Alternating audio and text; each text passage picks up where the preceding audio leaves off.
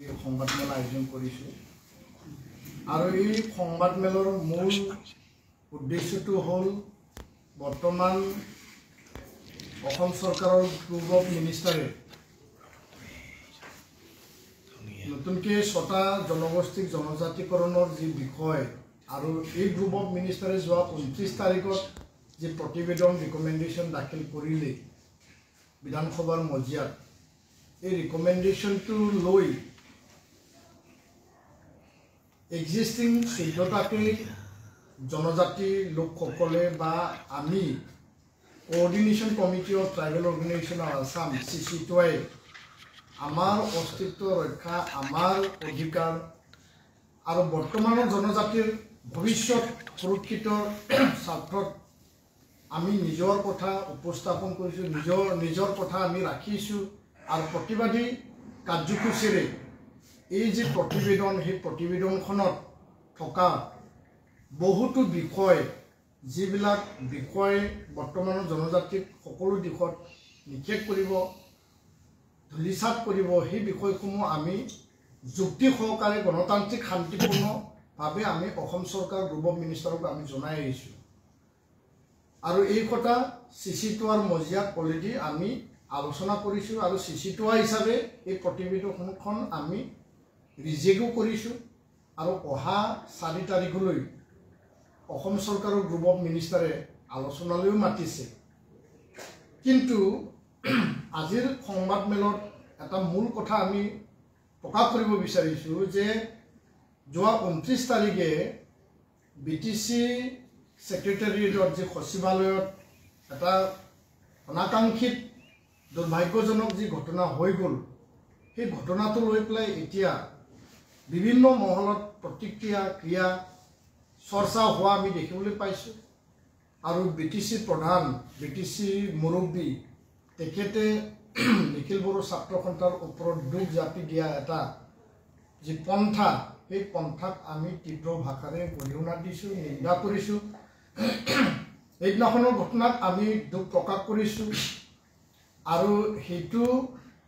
আমি নিন্দনীয় ঘটনা বুলি আমি কৈছোঁ গণতান্ত্ৰিক শান্তিপূৰ্ণ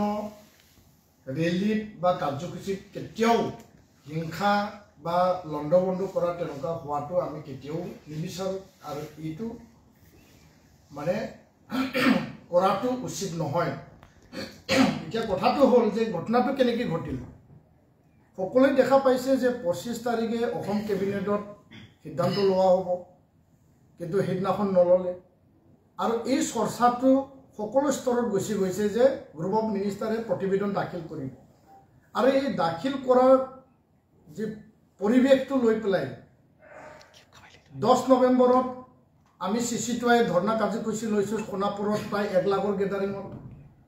আৰু যোৱা 27 তাৰিখ নৱেম্বৰত সন্ধিয়া আমি জোৰলৈ সমদল কাৰ্যসূচী লৈছোঁ শান্তিপূৰ্ণ প্ৰতিবাদী কাৰ্যসূচী তাৰ মাজে মাজে আৰু তাৰ আগত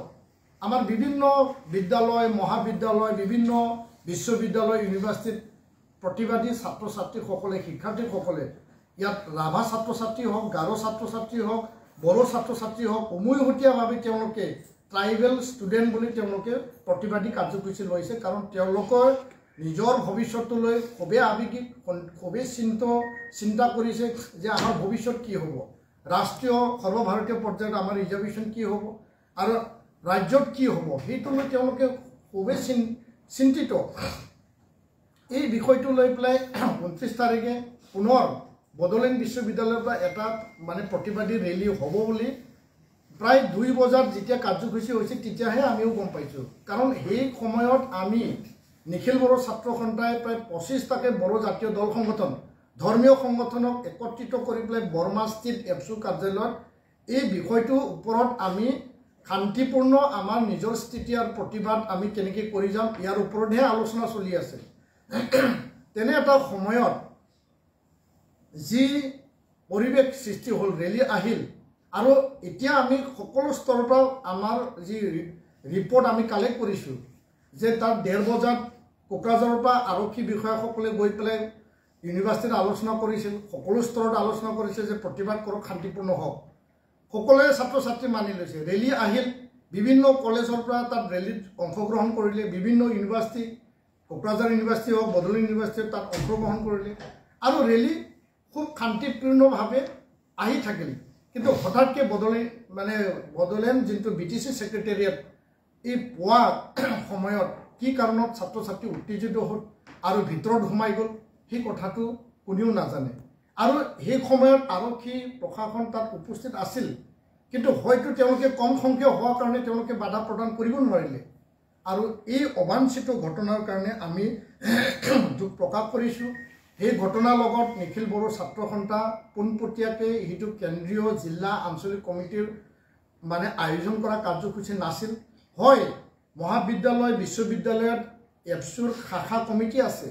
আৰু তাত সমান্তৰালভাৱে আমাৰ আন জনজাতীয় ৰাভা হওক গাৰো তেওঁলোকৰ শাখা কমিটি আছে তেওঁলোকে কোনো ৰাজনৈতিক দল বা কোনো এনেকুৱা এই উদ্দেশ্যলৈ তেওঁলোকে কেতিয়াও এই কাম কৰা নাই ছাত্ৰ ছাত্ৰীলৈ দুখ ঠেলিলে নহ'ব আৰু নিখিল বড়ো ছাত্ৰ সন্থাক যি এটা দুখ জাপাৰ এই যি এটা ষড়যন্ত্ৰ কৰিছে যি এটা ব্লেম গেম সেইটো আমি টোটেলি আমি গৰিহণা দিছোঁ আমি ধিক্কাৰ দিছোঁ এনেকুৱা ৰাজনীতিক কথাবিলাক এই যি জাতিৰ এটা অস্তিত্বৰ যি সন্ধিখনত জাতিৰ অস্তিত্বৰ এই পৰিৱেশত কৰাটো আমি মুঠেই ভাল পোৱা নাই আৰু এপছু সদায় শান্তিপূৰ্ণ গণতান্ত্ৰিক অহিংস মহাত্মা গান্ধী আৰু উপেন ব্ৰহ্মৰ আদৰ্শৰে আমি কাৰ্যসূচী ৰূপায়ণ কৰি আহিছোঁ আৰু ইয়াৰ কাৰণে CC2য়ে যিখিনি কাৰ্যসূচী আমি লৈছোঁ খুবেই শান্তিপ্ৰিয় খুবেই গণতান্ত্ৰিকভাৱে আমি সেই কাৰ্যসূচী লৈছোঁ আৰু এই ছাত্ৰ ছাত্ৰীৰ যি ৰেলী যি এটা এই ঘটনাটো ঘটিল সেইটো এটা স্পন্টেনিয়াছ ৰেলী আছিল এইটো এটা স্বতঃস্ফূৰ্ত সকলোৰে আৱেগত ভৰা এটা ৰেলী আছিল আৰু সেইটো প্ৰশাসনে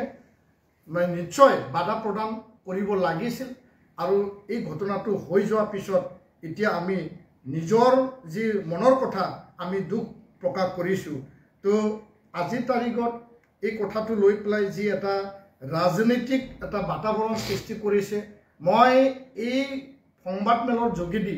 যিসকলে আমাক দুখ ঠেলিব বিচাৰিছে আৰু দুখ ঠেলি পেলাই কাৰোবাৰ ওচৰত ৰাজনীতিক খেল খেলাৰ যি এটা পৰিকল্পনা কৰিছে যদি নিখিল বড়ো ছাত্ৰ সন্থা এই ঘটনাত যদি 1% যদি জড়িত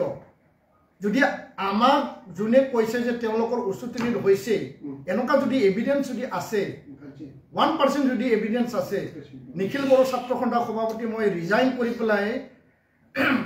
মই জেলত যাবৰ কাৰণে মই সাজু আছোঁ কিয়নো আপোনালোকে দেখা পাইছে যে এইটো স্বতঃস্ফূৰ্ত এটা আন্দোলন আছিল ছাত্ৰ ছাত্ৰীবিলাকে এই সময়ছোৱাত যোৱা 15-20টা দিনৰ সময়ছোৱাত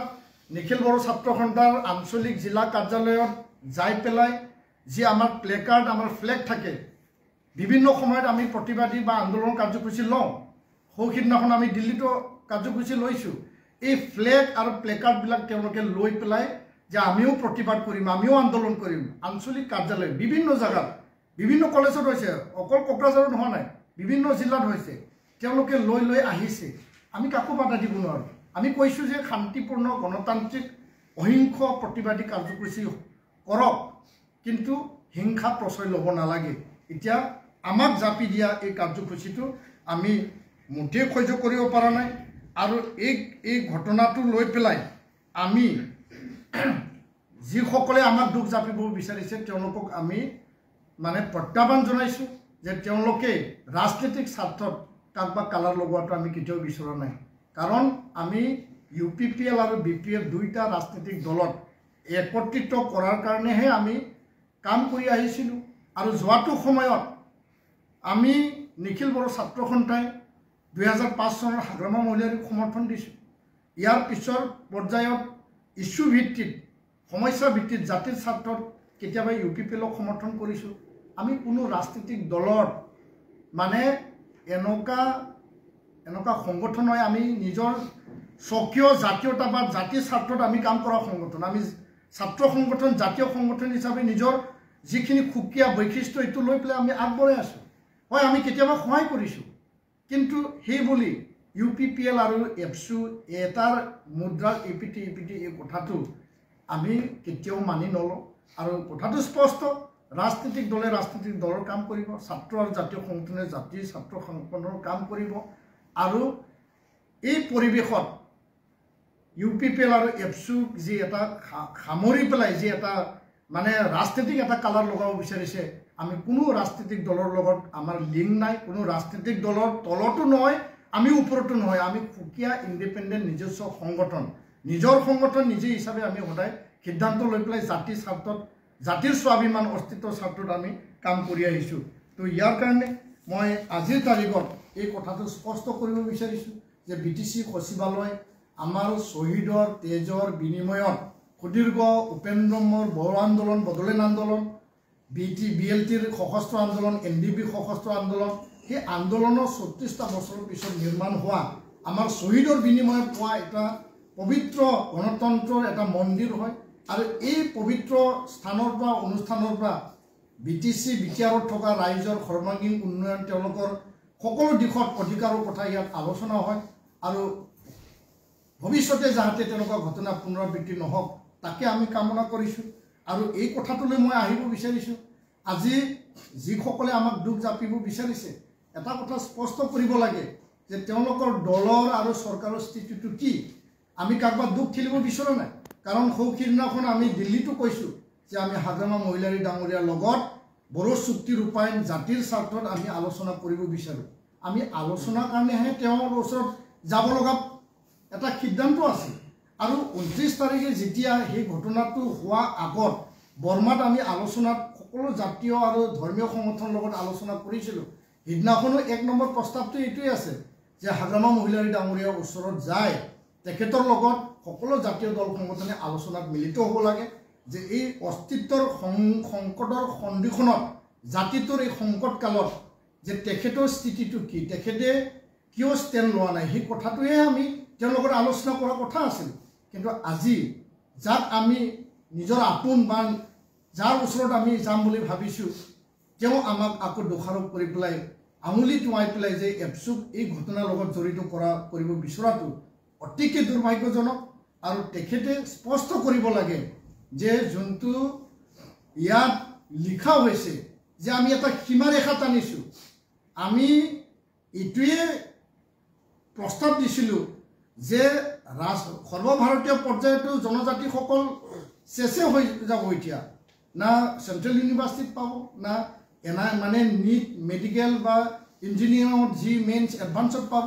না বেংকিং ৰেলৱে না ষ্টাফ চিলেকশ্যনত পাব না এইমছত পাব না IITত পাব না IIMত পাব মিনা পিছত অসমৰ নতুন যিবিলাক আগবঢ়া জনগোষ্ঠী তেওঁলোকে এই স্থান দখল কৰিব আমাৰতো চেছ সৰ্বভাৰতীয় পৰ্যায়ত আৰু ৰাজ্যিক পৰ্যায়তো এতিয়া যে 3 টায়াৰ চিষ্টেম কৰিছে সেই 3 টায়াৰত আকৌ ভাগ কৰি পেলাই মানে বিভিন্ন প্ৰান্ত উজনি নামনি সুকীয়া যি ভাগ কৰিছে হয় গ্ৰুপ অফ মিনিষ্টাৰে কিছু আমাক ৰক্ষণাবেক্ষণ দিব বিচাৰিছে কিন্তু ইয়াত আমি আশ্বস্ত হোৱা নাই কাৰণ যিসকল বিচাৰিছে তেওঁলোককহে বেছি প্ৰাধান্য দিয়া হৈছে এক্সিষ্টিঙক প্ৰাধান্য দিয়া হোৱা নাই সুৰক্ষিত কৰিব বিচৰা এটা দিশ আমি দেখিছোঁ কিন্তু এইটো আমি আশ্বস্ত হোৱা নাই এতিয়া 6 শিডিউল BTC বিটিআৰ যি শ্বহীদৰ বিনিময়ত 5000 শ্বহীদৰ বিনিময়ত যি নিৰ্মাণ হ'ল যি অধিকাৰ আমি পালোঁ যি সংগ্ৰামখন আমি অস্তিত্বৰ কাৰণে কৰিলোঁ ইয়াত এতিয়া যদি নতুনকৈ যদি জাপি দিয়ে সেই সীমাৰেখাডাল সেই লক্ষ্মণ ৰেখা টানিবৰ কাৰণে আমি প্ৰস্তাৱ দিছোঁ আৰু আমি কিছু প্ৰস্তাৱ দিয়াৰ কাৰণে চৰকাৰে তাত এটা লক্ষ্মণ ৰেখাও টানিছে আৰু যদি আজি BTC প্ৰধান তেওঁ সেই লক্ষ্মণ ৰেখাটো যদি নালাগে বুলি কয় যে NOCটো যদি নালাগে বুলি কয় তেতিয়াহ'লে আমাৰ আপত্তি নাই এইটো আনডিভাইডেড গোৱালপাৰাৰ বড়ো ৰাইজে সিদ্ধান্ত ল'ব বিটিআৰবাসী বড়ো ৰাইজে সিদ্ধান্ত ল'ব জনজাতি ৰাইজে সিদ্ধান্ত ল'ব আমি কোনো কোচ ৰাজবংশী কোনো চান্তাল কোনো আদিবাসী কোনো আহোম মৰাণ মটক চুতীয়াৰ লগত আমাৰ সংঘাত নাই তেওঁলোকৰ আৰ্থ সামাজিক শিক্ষা তেওঁলোকৰ জাতীয় সমস্যা ভাষা কলা সংস্কৃতিক আমি সন্মান কৰোঁ তেওঁলোকেও অধিকাৰ পাওক কিন্তু কি অধিকাৰ দিয়ে আমাক ক'ব লগা একো নাই কিন্তু আমাৰ অধিকাৰক সৰ্ব কৰি পেলাই আমাৰ অস্তিত্ব সংগ্ৰামৰ লগত জড়িত যি অধিকাৰ আমি পালোঁ সেই অধিকাৰক যদি নস্বাত কৰি নিষেধ কৰি পুনৰ আমাক 34টা বছৰৰ পিছত আকৌ যদি এই অৱস্থালৈ যদি ঠেলি দিয়ে তাত আমাক দুখ আছে তাত মনত আঘাত আছে এই আবেগ আৰু মনৰ আঘাতটো লৈ পেলাই মানে তাত হেমালি কৰাটো নিশ্চয় ভাল নহয় আৰু কোনে ৰাজনীতিৰ স্বাৰ্থত নিজৰ ৰাজনীতিক মানে ভৱিষ্যতৰ কাৰণে কোনে কি খেলে খেলক জাতিটো লৈ ৰাজনীতি কৰিব নালাগে জাতিৰ অস্তিত্ব সংকট কালত এপচুক দুট খেলি পেলাই এপচুক বদনাম কৰি পেলাই যদি কাৰোবাৰ ৰাজনীতি লাভ হৈছে আমি এই দিশটো একদম দুখ প্ৰকাশ কৰিছোঁ আৰু এই দিশটো আমি নস্বাত কৰিছোঁ আৰু ইয়াৰ কাৰণে আপুনি চিন্তা কৰক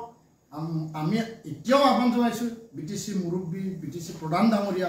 যে আপুনি চিন্তা কৰক এই লক্ষ্মণ ৰেখাটো আপোনাক লাগে না নালাগে এই লক্ষ্মণ ৰেখাটো আমি যে টানি আনিলোঁ সৰ্বভাৰতীয় পৰ্যায়ত আমি শেষ ৰাজ্যৰ পৰ্যায়তো আমি বহুতো দিশত আমি এতিয়া মানে চেপি ধৰিছে আৰু এই শিক্ষিতখনক লক্ষ্মণ ৰেখা যি টানি আনিলে তাকো আকৌ যদি আপুনি যদি কাৰোবাৰ লগত উৎসৱ মানে আলোচনা কৰি পেলাই বুজাবুজি কৰিছে সময়ত মই কম সময়ত আমি ক'ব পাৰোঁ আমাৰো বহুত এনেকুৱা আছে যিবিলাক কথা আমি এতিয়া মিডিয়াত আমি খোলাখুলিকৈ ক'ব নোৱাৰোঁ জাতিৰ স্বাৰ্থত আমি ক'ব নোৱাৰোঁ একত্ৰিত ভৱিষ্যত বড়ো জনগোষ্ঠী জনজাতিৰ স্বাৰ্থত আমি ক'ব নোৱাৰোঁ কিন্তু ক'লে ইয়াত বহুতো বিস্ফোৰণ ঘটিব ইয়াৰ কাৰণে মই এইবিলাক কথা ক'ব বিচৰা নাই সেইখিনিয়ে আমাৰ সংবাদ নাই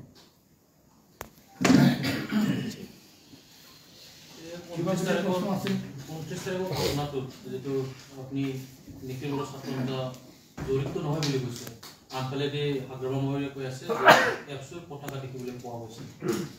তো এই ক্ষেত্ৰত কি হ'ব মই স্পষ্টকৈ কৈছোঁ এই কাৰ্যসূচী আজি বিভিন্ন প্ৰান্তত অসমত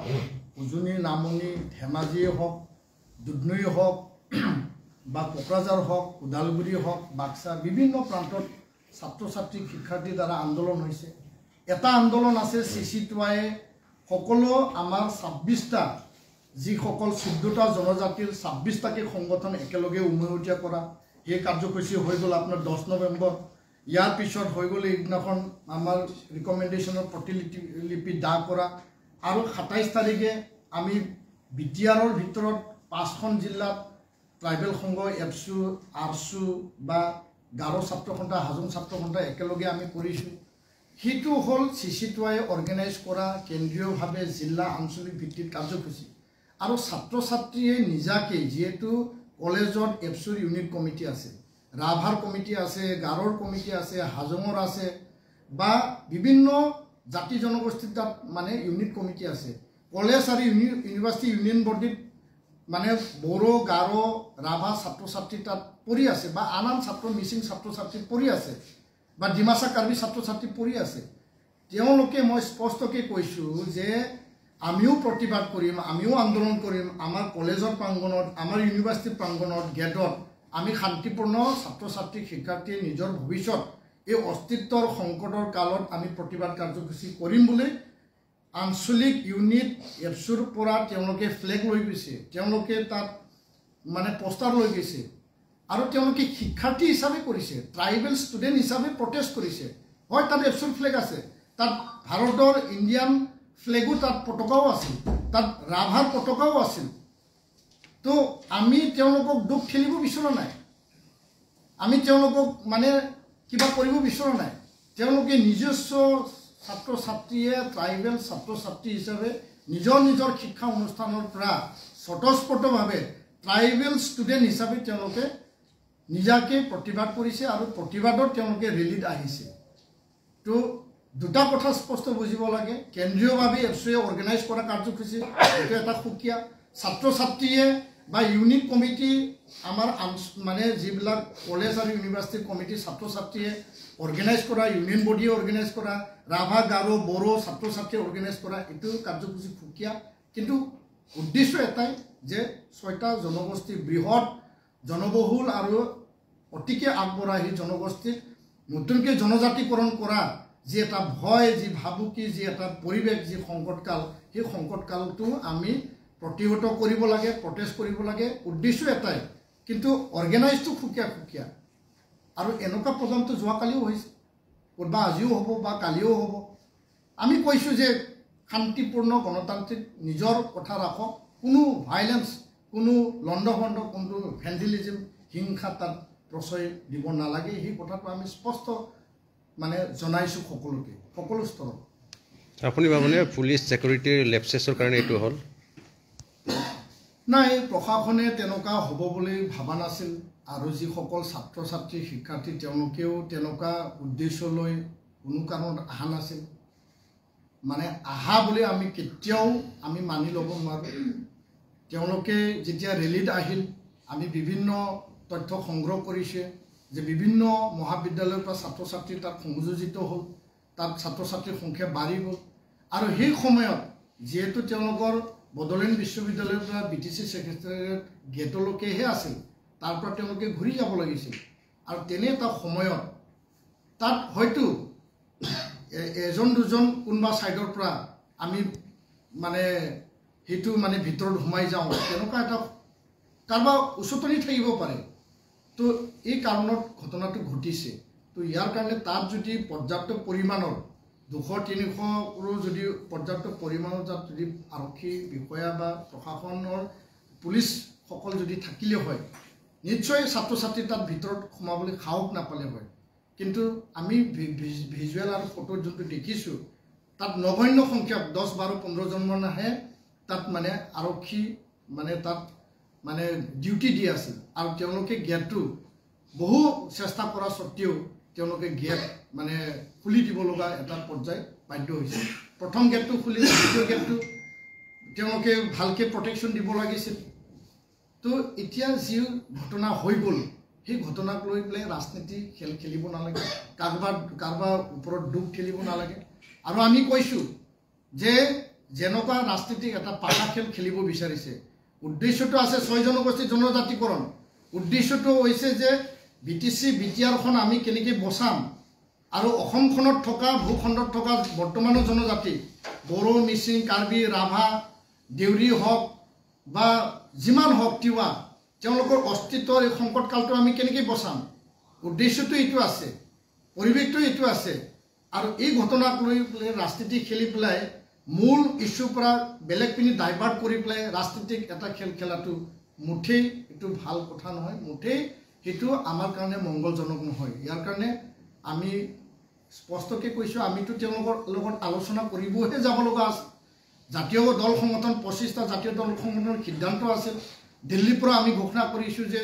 বড়ো জাতিৰ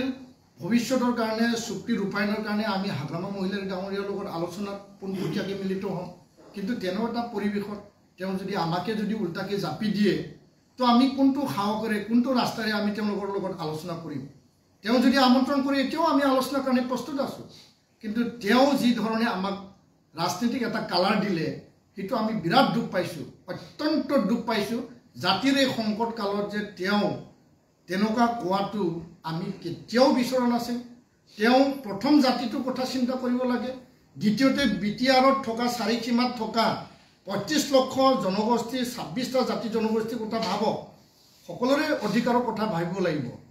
আৰু ভাই ভাইৰে আমি সমল মিলেৰে জীয়াই থাকিব লাগিব কাকো আমি হিংসা কৰা উচিত নহয় কিন্তু প্ৰথমটো হ'ল জাতি আৰু জাতীয় আন্দোলন কিয় হৈছিল তেওঁ জাতীয় আন্দোলন নেতৃত্ব দিছিল তেওঁ স্বয়ং নিজে চুক্তি কৰিছে তেওঁ স্বয়ং নিজে 6 শিডিউল নিৰ্মাণ কৰিছে আৰু 2020ত আকৌ এই 6 শিডিউলখন মজবুত কৰাৰ কাৰণে একৰ্ড হৈছে তো তেনেকুৱা এটা কালত নিজে নিৰ্মাণ কৰা এই 6 শিডিউলৰ ৰাজনীতিক আৰু সাংবিধানিক অধিকাৰৰ অস্তিত্বটো ক'ত সেই কথাহে আমাৰ প্ৰশ্ন জনজাতিকৰণৰ বিষয়টোলৈ যিটো চিচিটিৰ লগত ওপৰলৈকে আলোচনা কৰা হৈছে বুলি কৈছে যোৱাকালি জড়িত মূলৰ পৌৰও কৈছে মানে কি প্ৰতিবেদন প্ৰস্তুত কৰা বুলি কৈছে আলোচনা কৰাৰ পিছতে সিহঁতে এইটো ব্যৱস্থা লৈছে আপোনালোকৰ এই প্ৰক্ৰিয়াটো হ'ল বহু দীঘলীয়া প্ৰক্ৰিয়া আজি জনজাতিকৰণ বিচাৰি 30-40টা বছৰ আন্দোলন চলি আছে বিভিন্ন সময়ত আৰু যেতিয়া নিৰ্বাচন আহে বিধানসভা বা লোকসভা তেতিয়া এই জনজাতিকৰণ বিষয়টো বহুতো প্ৰাসংগিক হৈ পৰে ভাৰতৰ চৰকাৰ আহিছে অসমত চৰকাৰ আহিছে সকলো চৰকাৰে কৈছে যে আমি 6 জনগোষ্ঠী জনজাতিকৰণ সমস্যা সমাধান কৰিম আৰু তেনেকুৱা এটা প্ৰতিশ্ৰুতিৰে চলি আহি আছে আৰু বৰ্তমানৰ জনজাতিসকলে এটা চৰকাৰক দাবী ৰাখিছে বৰ্তমানৰ জনজাতিক ক্ষয় ক্ষতি কৰা কোনো কাৰ্য আমি মানি নলওঁ আৰু কোনো কাৰণত 14টাকৈ জনজাতিৰ অস্তিত্ব বিপন্ন কৰি পেলাই কাৰোবাক অধিকাৰ দিয়াটো আমি কেতিয়াও মানি নলওঁ এনেকুৱা এটা সন্ধিখনত 6 জনগোষ্ঠীৰ জনজাতিকৰণে যিখিনি মানে জনগোষ্ঠীৰ জনজাতিকৰণ বিচৰা তেওঁলোকৰ লগত চৰকাৰে আলোচনা কৰিছে, গ্ৰুপ অফ মিনিষ্টাৰ বনাইছে। প্ৰথম পৰ্যায়ত বৰ্তমানৰ মুখ্যমন্ত্ৰী ডক্টৰ হিমন্ত বিশ্ব শৰ্মা ডাঙৰীয়া তেওঁ চেয়াৰমেন আছিল। এতিয়া আহি ডক্টৰ ৰনোজ পেগু ডাঙৰীয়া শিক্ষামন্ত্ৰী তেওঁ, জনজাতি পৰিক্ৰমা মন্ত্ৰী তেওঁ চেয়াৰমেন হৈ গ'ল। তো এই বিভিন্ন সময়ত চিচিটোৱাৰ লগত আলোচনাত মিলিত হৈছে। এক পিনিদি 6 জনগোষ্ঠী জনজাতিকৰণ বিচৰা দল সংগঠনৰ লগত মিলিত হৈছে আৰু ভাগে ভাগে আলোচনা কালত চিচিটোৱাই আমাৰ যিখিনি গ্ৰিভেঞ্চেছ, আমাৰ যিখিনি মানে ভয় বা শংকা, সেই ভয় আৰু শংকাটো আমি ব্যক্ত কৰিছোঁ আৰু এই ব্যক্ত কৰাৰ কাৰণে আজি কিছু কথা তাত লিখিছে। কিন্তু বহুতো কথা আছিল যি কথাবিলাক প্ৰাধান্য নাপালে, গুৰুত্ব নাপালে আৰু সেইটোকে মন্ত্ৰী ডাঙৰীয়াই কৈছে বা মুখ্যমন্ত্ৰীয়ে কৈছে যে তেওঁলোকৰ লগত 10-12 লানি আমি আলোচনা কৰিছিল। কি মই এইটোৱে স্পষ্ট কৰিছোঁ, আমাক কিছু ক্ষেত্ৰত প্ৰটেকশ্যন ছেফগাৰ্ড দি তেওঁলোকক দিব বিচৰা দিশো তাত দেখা পাইছোঁ আমি। কিন্তু যিবিলাক এতিয়া 6.1 recommendation of the GOM report on 6 community আৰু 6.6লৈকে যি মূল কথাটো তাত আছে, তাত বহুতো কথা আছে যোনটো আমি শংকা বোধ কৰিছোঁ। কিয়নো ৰাজ্যসভাত এই বিলটো এতিয়া অলৰেডি তাত টেবুল হৈ আছে আৰু ৰাজ্যসভাই 2019ত সিদ্ধান্ত লৈছিল যে এইটো অসমৰ বিষয়, অসমত পুনৰ পঠাব লাগে। গ্ৰুপ অফ মিনিষ্টাৰে যি ৰিপৰ্ট দিব সেই হিচাপে ৰাজ্যসভাই সিদ্ধান্ত ল'ব। তো সেইটোৱে কথা।